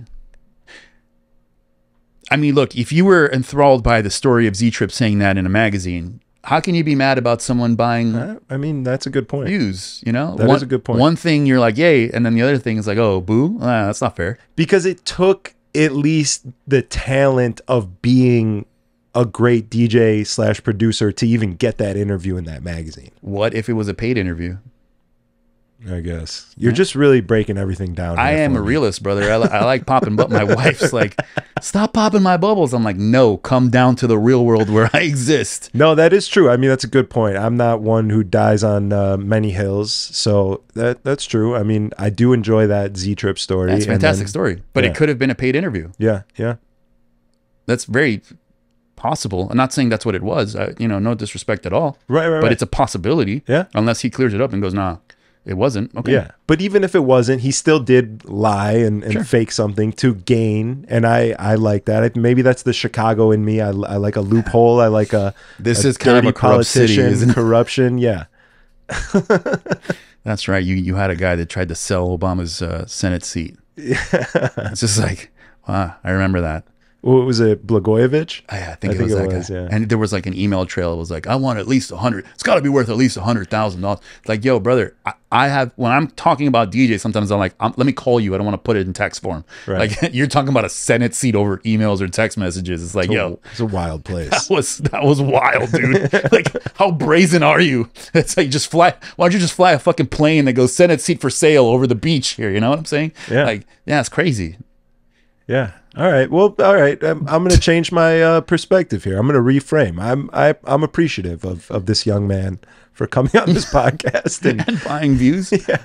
Well, it shouldn't be hard to tell. Someone is going to like figure it out, flick through a couple things. Yeah. I was on a tangent and I forget what it was. Sorry. Yeah, I did cut you off. We were talking. I asked you if sending the emails and connecting people is really like is what you did. So how I got it actually was the city. I didn't get anything, to be honest with you. I was a byproduct of two lucky pieces of a puzzle that came together and made a perfect trifecta with me as a product. And that was my city and a booking agent at the time that was like a laser beam and could get anything done when it specifically came to putting dates on a calendar. So for the first couple of years, short years, it was From Miami DJ Conflict. It didn't matter who I was. What mattered was that the city was hot. So we used that as a tool. That was in that moment. In today's market, I don't know. I'd have to like sit and really think about how I would strategize to make things work. But back then, the value was enough of where I was from. And then the real driver of repeat occurrences was that I went in and crushed it. Because you can get through the door with marketing and with views and with pictures, but do you get called back because you did a really good job, or do you get called back because the market just goes, well, I guess we got to book him because he's everywhere else? There's lots of instances where I hear from bookers that are honest with me, and I would never say who or who they're talking about because I value their candid nature when we have conversations. But they say, yeah, I'm not booking so-and-so anymore because the value just isn't there. I don't understand, because they get caught up in this loop that they think everyone in the circuit is doing a good job. And that's not always the case.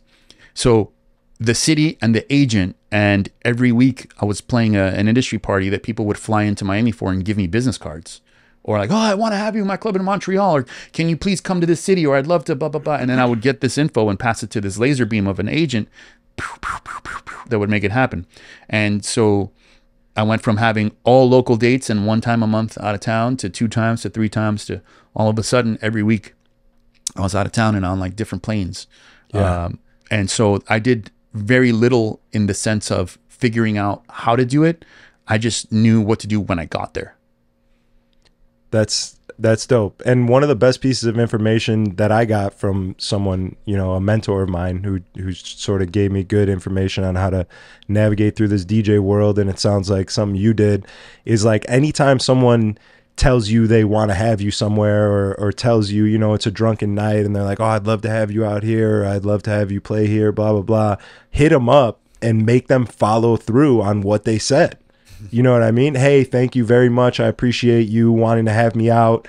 Let's make it happen. Like, they may not even remember it, but you're reiterating to them that they told you this last night, and it goes a long way. I agree. Sometimes it just doesn't pan out. Yeah. But at least try. Sure. Try is for sure. It has to happen. The thing that I think makes somebody a good booker, a good manager, a good talent agent is someone that knows exactly how much to push without being overbearing and annoying, but at the same time being present enough that when the booker or the place that you want to go to is actually putting dates on the calendar, they catch it. You know, it's something that I call the fertility period for bookers. You have to know when they're going to be in front of their computer. I have text messages from a booker that I sent like 3 days ago, and then it's like a follow-up the next day. I'm like, hey, reminder, hey, gentle reminder, because I don't know when he's going to be in front of the computer. Right. But eventually he will be, and if my message happens to catch him, he's like, oh yeah, gotcha, and then puts it in. Yeah. Right? There's 100 different things that they're doing, but it's that persistence that'll get you somewhere. Now, there's been other times where I think that it's done deal. These people are they love what I did, it's going to work. And then, you know, it's a follow-up after follow-up after follow-up after follow-up. And then all of a sudden you get it. We'll let you know when we need a DJ. Yeah. Thank you. It's like, okay, I got it. Appreciate it. I got to pee real quick. You got to pee by any chance? No, I don't. I got to pee real quick. All right, I'll be here. I want to touch on, before we run out of time, where you're at with My Favorite DJ Agency, sort of a follow-up to the last road that you did where you really broke everything down and where you want to go with it, what you want to do with it. How long ago was that? Maybe a year? Yeah, about a year ago. So I think our year anniversary is coming up now. It was something that I'm learning a lot from on a regular basis. I'm glad that I was pushed into doing this. DJ RM from Boston was like, oh, you should do it because, and in my mind, I was like, no, I'm looking for ways out, not ways to get deeper, you know? But I went in deeper and it made a lot of sense. And basically I explained, it's like on the main roster, we have 5 hunters. Some days I might be able to get lucky and hunt something and I bring it to the table and we can all eat. Other days, you know, someone else might bring something to the table. And that's been very beneficial in a way that we're all synergistically working together, but no one's reliant upon the team to make it happen for themselves. So in essence, it's like a pool. We just bring what we have. The other side of it, I miscalculated certain things that I'm starting to learn and understand now, which is that there are a handful of guys that use it to the extent that I thought and envisioned in my mind. What I might have done is created a situation where I created the perfect space for me to thrive in the way that my brain works, which is there's guidance, there's a path, there's anything you need, just reach out. There's only a handful of guys that reach out. And a handful of guys are like, this is what I want. How do I get this? What can I do here? What should I say about this rate? Can you send me a contract? And all of these requests get fulfilled. But the thing is, I'm not going out to give people this. This whole thing was supposed to be a resource for when they need something. And the miscalculation on my part was that I expected everyone to be who I was when I wasn't on. But that's not the case. It's a small percentage of guys that continue to move forward and like do a lot of good work. And then they might come up and go, hey, I saw you're going to be at this town. Can I come open for you? I go, yeah, no problem. Let me figure it out for you. Hey, I want to be on Globalization Radio. Do you know anybody? Yeah, I know the guy. Let me just link. I want to be on Club Killers. Can you get me? Yeah, send me a mix and I'll literally sit there for an hour and listen to it and then give you feedback on how to make it better. And then we can retool it and then you can send it in. And that is worth way more than whatever it is, we're getting for a subscription payment to be part of the agency. So there hasn't been enough, I think, traction, for whatever reason. I don't know what it might be. That was a slight miscalculation. I expected everyone to be so gung-ho about it. But that is not entirely the case. But the good part is the ones that are still working and that still keep a close communication are crushing it. And that's really great. I just wanted everyone to do it. Correct me if I'm wrong, because I did watch it a year ago. Were you talking about potentially getting healthcare for DJs? Was that something you wanted? That was someone else said that. Okay. I'm like, are you fucking crazy? Okay. You know how absolutely difficult that would be? Yeah. I mean, I'm paying for healthcare for myself, and every month when I see that bill, I'm like, God damn it, I wish. Well, I don't want to say I wish that I actually used it. I don't wish that I used it, but at the same time, it's like, yo, this is very fucking expensive. It's insane. So no, healthcare, absolutely not. There's no way that I would ever try to do that for anyone. That's hard for me to stay on healthcare. Like, okay, all right. I couldn't remember if that was something you were doing. Another thing that I did learn about myself is that it's a lot harder to keep I place a lot of pressure on myself to make sure that I am doing right by the people that trust me and that are close to me. And that pressure is a lot higher than what I anticipated. So learning how to deal with that kind of pressure has been something that I've been working through. And sometimes like I don't have an answer for it, but I revisit it from time to time and figure out what the best pathway to make sure that I'm okay with what I'm feeling, the amount of pressure I'm feeling, about making sure everyone's settled and has what they need to have. Yeah, that's been tough. Yeah, because you're taking on a lot. I mean, you're being the head of an agency like that is. Would you say it's way more than you imagined? Oh yeah, yeah. Had I actually sat down and thought about it, I think I would have said, "Let me try a light version of it first and see if I like it," instead of going, "Check this out, bitch," and then just putting it all out there. You know, yeah. The issue is that I was part of another agency that just did not fulfill everything that I needed in the moment. So it's like, I know how to do all this. Let me just do it myself. And then I thought, well, if I'm going to do it myself, I should have a team. And then one thing led to another, and all of a sudden, all this responsibility is on my back, and I'm like, fuck. Yeah. I might be the R word. That's hilarious. Yeah, I think when Chachi was on here, he was talking a lot about running 4 a.m. and being like a father figure to people and an ear to talk to and someone to lean on, and like taking so much from people to help that it becomes a burden on you, like right. Not necessarily a burden, but it's a lot. It's yeah. like being a nurse or something. Like you're taking on a lot, and you need to be able to get that out. Now you got to put that somewhere, it's energy. It doesn't just go away. You're taking it, and now you got to do something with it. Yeah. I think as long as you keep moving forward, you'll figure it out. The problem is when you freeze and you go into panic mode, that's when things will get you. If you actually stop and go, oh, I'm not sure, or you take a step back, that's when I think it's a problem. Even if you are not sure, just incremental moves forward. It's like, all right, what's the easiest move that I have from this position I'm in right now? Can I move this direction? Can I move that direction? Am I able to send this invoice now? I have 1,200 things to do, and whatever is left over for my personal life. What can I do in this moment to actually advance all of the things that I got to do without staying put in and sometimes a moment of reflection I find is the best. So like I'll sit there and actually quote, even though I'm saying don't stop, you stop for a second to regroup, but only with the function of knowing that you're going to move forward, not with paralysis. Like I'm done. No, I can't do it. No, you pause for a second. I go, okay, what do I need to do? I bought a house in like April and I had to tear out all the floors. Every time I was getting a quote, someone would hit me with, oh yeah, it'll be this X amount of thousands of dollars. I was like, yeah, I'll do it myself.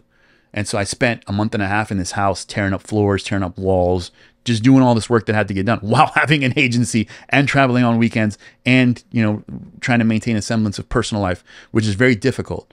But what I realized is that if I stop and I take a look at the entire panoramic picture, I go, okay, this will be the easiest thing to do now. So I'm going to do this now. And then figure out what chain will get me through the maze of life the fastest way. And that assessment for a moment is very practical and actually helps the energy being expended be the most functional. Are you a list guy? Do you make a list? Do you lay everything out and cross it off? I found that it's the best way to do it. Yeah. I mean, I've seen some of your lists when you put them out. Yeah, I used to do that. I got to get back to that. That helps me so much. Oh, yeah. Even if it's something as dumb as like shave your head. I remember that you had a list and I would just look at it and go, I wish. That's fucked up, bro. Because what do you mean it's fucked up? Why? But why do you... I meant I wish like my life was that simple that the list I had was like, that's what I'm saying. Get groceries, eat yogurt, wash feet. It was like, yo. But that's what helps, like even putting the dumbest thing on there just to cross it off, just to get the ball going. You're like, all right, I can cross 2 off. Now I can get to this one. That's like an actual difficult thing to do because I'm on a roll. I'm doing stuff. It's happening. Sure. Lists are important. I would try to use the phone for that stuff. Sometimes I'll text myself or send myself emails because I always open my emails for reminders. But I have found that the best thing is just to have a designated folder of to do. And then once they're all crossed off, tear the page and go on to the next one. Especially when you're juggling so many things. It's like my personal life, my responsibilities as husband, brother, son, dad, uncle, all these things. Then responsibility to my career, then the career of the people that have entrusted in me, and then anything else like, oh yeah, pick up the laundry from the wash and fold. It's like, damn, I can't remember all those. I can, but I always find that I'm at a deficiency and something always gets left out where I'm like, oh shit, I forgot to do this thing. But it's so much easier. When I remember, I grab the book, write it down. I don't wait. I don't go, oh, I'll write it down later. It's like, that don't work. Yeah. Yeah, I feel that. It's tough, bro. You're definitely an inspiration and someone that I think that I could safely speak for any other DJ in this country that they look up to, and you have a career that everyone would aspire to do. The traveling DJ is less of a prominent thing these days, right? That's very sweet of you. I wrestle with relevancy and whether or not I'm still doing it, to be honest with you. I think you're doing it more than most people. I mean, who else is like traveling right now? There was like the heyday of all the scam guys going around and the rich group was happening. And there was, what else was there? A lot of different people. A lot of different agencies. And there was a bigger market for people to travel and go play nightclubs around the country. But nightlife has definitely taken a bit of a hit. And you don't see too much of it now. It's a much smaller circuit, I think. And you're definitely still in there. Yeah, maybe I'm just comparing to other times, like I have 1,000,000 miles flown. And I think it really is an internal crisis that I have because I'll look at some schedules. Some guys will post a schedule. And the first thing that happens is a spike of jealousy. And I'm like, oh, you got all these but then I'm like, I don't want that. I really don't want it anymore. Like, I don't want to be on a plane every weekend to make money. The whole idea of being in Miami and like creating a local movement that I didn't have for a really long time was to be able to be home. So then I have, there's a piece of me that looks at it and I'm immediately going to hate mode and envy mode, but I have to catch myself and go, I don't really want that. And at the same time, don't be a piece of shit. Like, be happy for this guy. Yeah. And then I'm just like, all right, man, you're crushing it. I can relate to that deeply. And I look at, and what makes me feel better sometimes is that I'll do the routes in my head.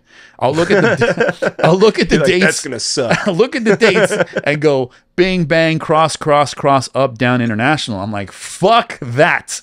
I know exactly what that feels like. I know what flights you're gonna be on, and I'm like, not even. I don't give a shit. Like, no, thank you. Like, you would have to pay me an amount of money that would not make sense. It's just not gonna happen. So in my mind, I'm like, continue. But the crazy part that's scary is that now the schedules get more and more sporadic, and I see more and more gaps, or I see more of the same, and I'm like, there's no new names.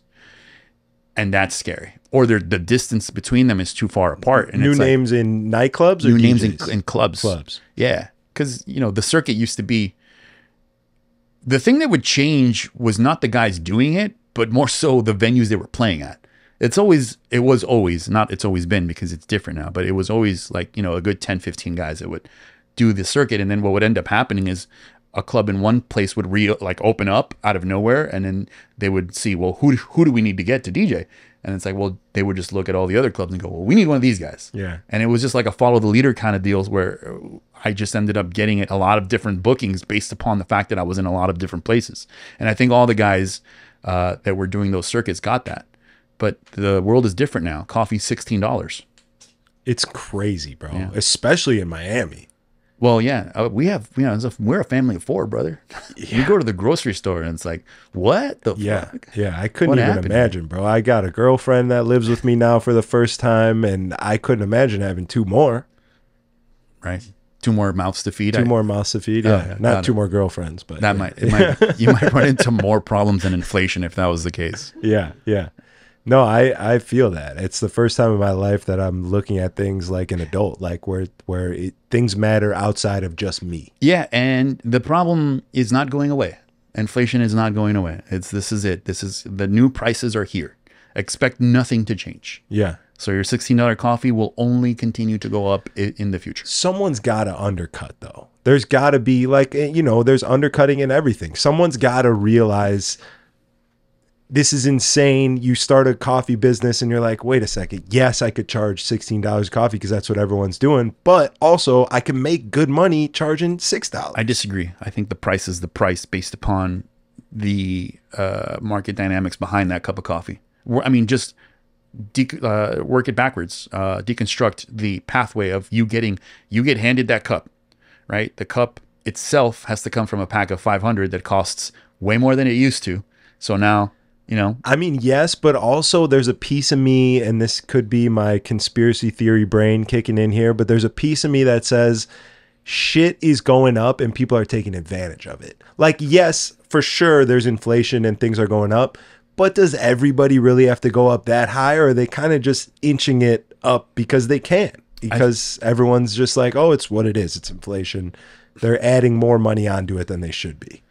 I can't say for sure because I'm not an economist and I'm not that smart, but I would imagine that it's a little bit of both, possibly. Yeah. I can't say that the possibility is zero, that people are like, how much can we get for a cup of coffee? Yeah, I think that's how I feel. I think there's a lot of that. But it's just this crazy, economics is so interesting because it's almost like a universe that's interconnected and every penny is attached to every other thing. Mm-hmm. It's crazy. Mm-hmm. So it's like you think about, okay, well, the cup of coffee is $16. Maybe coffee beans haven't changed in price, but rent has. And all of a sudden that $16 coffee makes a lot of sense. When you find the actual reason for it, it's like, oh, I see it. But you're not potentially always thinking about the entirety of getting handed a cup of coffee, brother. It's like electricity, water, employee, cleaning, insurances, and then on top of that, rent, and then you have to set aside a profit. It's like, I don't know if you saw, but recently Subway had an emergency meeting of shareholders because they're not making that much money anymore. Even though their footlongs are $12 instead of $5? I see, that's the thing. There you go. So the article that I read, I don't remember exactly all the details, but it was like they used to be known for having product that was lower in price, but now it's a lot higher, and people don't see the value in getting it anymore. And so it's like they have to rebrand their identity. It's like, if we are not this that provides a good value for the money, what are we? So they're going to have to rebrand. At least someone is sitting there thinking, they're not going to the sandwich person, bring more people through the door to sell sandwiches. Yeah. If you want a job here as a sandwich maker, I need you to sell some fucking tables. Like, no, someone is a CEO and going, all right, we have to re-strategize and coming up with real concrete solutions. God damn it. That's hilarious. There you go. That's hilarious. That's a callback. Yeah. That's amazing. Yeah, no, I agree. There is definitely a lot that goes into it that I don't think that we see, and I don't own a business, so I can't really weigh in. I just have my own theories, But something's got to give. Something's got to give. I would love to speak with someone who knows more about it and be able to get a timeline and see, like, has this ever happened before? There's obviously been inflation before. What has happened since the previous most highest inflation of prices? Has it gone down? What happened? Well, yeah, that was in the 80s. So Yeah. in the 80s, there was an inflation spike. Rather, not an inflation spike. I'm sorry. There was a spike in the federal fund rate, if I remember correctly. So the cost of money went through the roof. And I think this is when people were talking about buying houses at 18%, 15%. And so, yeah, the money was more expensive. This is why I said it's like every penny's connected to every other penny through this magical thread that you have no idea about. But you start like really understanding economy, which I don't, because I'm not that smart. But it's like, whoa, it really is all interconnected. And the coffee cup that's $16 goes all the way to the Federal Reserve and their federal fund rate as to how much it costs to borrow money as a bank.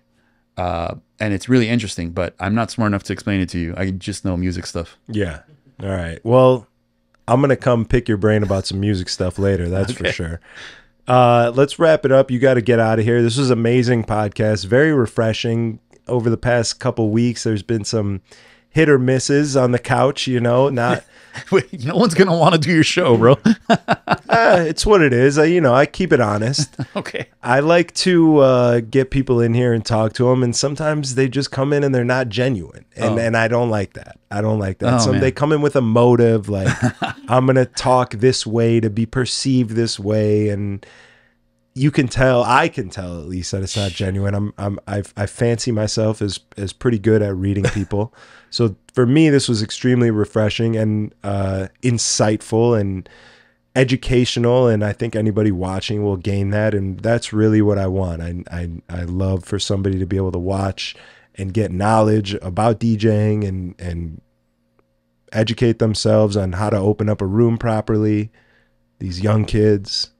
I feel like I might be missing out on something if they came on with an agenda. What are they trying to get? Sponsorships? Not money? Sponsorships, but like, people just have this, it's an ego more than anything. Their ego is throbbing through the roof.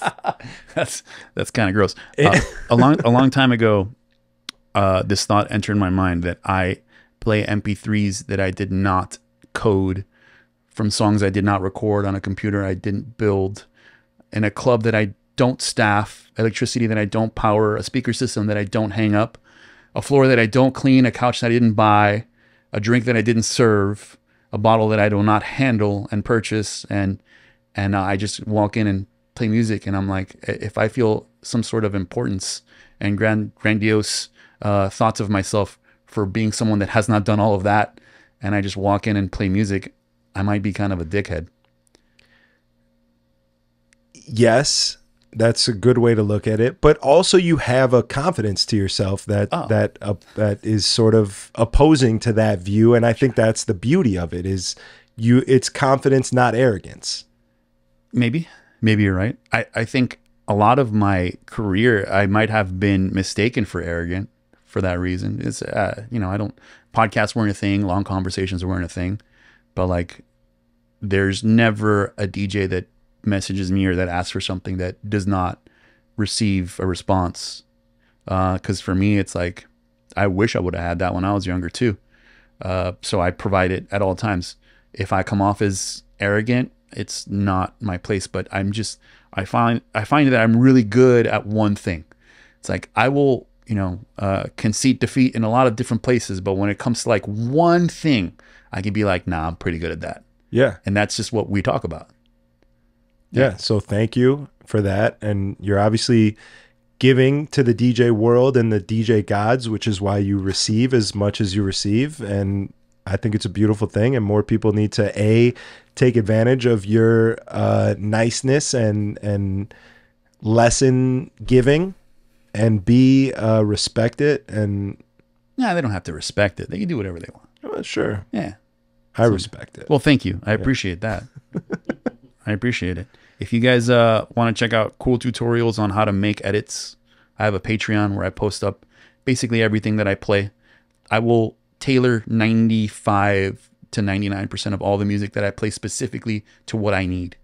And I put it all on the Patreon as edits, and I'll record myself doing the process from A to Z. So if you're a DJ, it might be helpful. If you want to learn how to make edits, or if you just want specific edits to play, everything I put up is what I play. Sometimes the Patreon gets it before I even play it.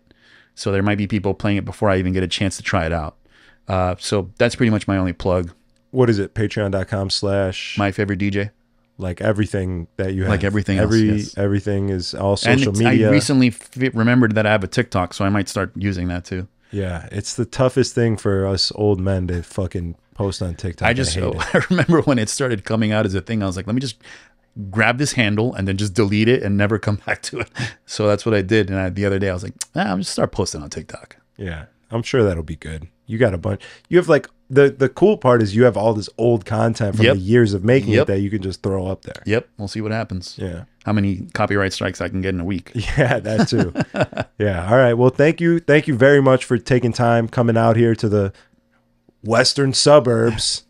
It was a trek, but next time I would like a car. Yeah, to pick me up. I got you. Thank you. I'm gonna have Dante put it in the John Boy fund. Good luck. Yeah. All right. Yeah. No. Thank you very much for coming. Thank you for having me. Thank you for giving all of the knowledge that you gave and helping the community out and serving the people and doing what you do and being a great DJ. I will see you tonight. I'm excited. Thank you guys for watching. If you're on YouTube, make sure you drop a comment, subscribe to the channel, like the video, a little algorithm activating activity. That's what we like to see here. And we'll see you next time. Peace. Well, alright. Battle raps cause I've shaken grown men to the point that they can't even face their own friends. That's why they rhyme about jewels, not life, cause the ice on which they skating is so thin. That's what I love about the human soul. It'll usually show when the truth ain't told. Use a lie.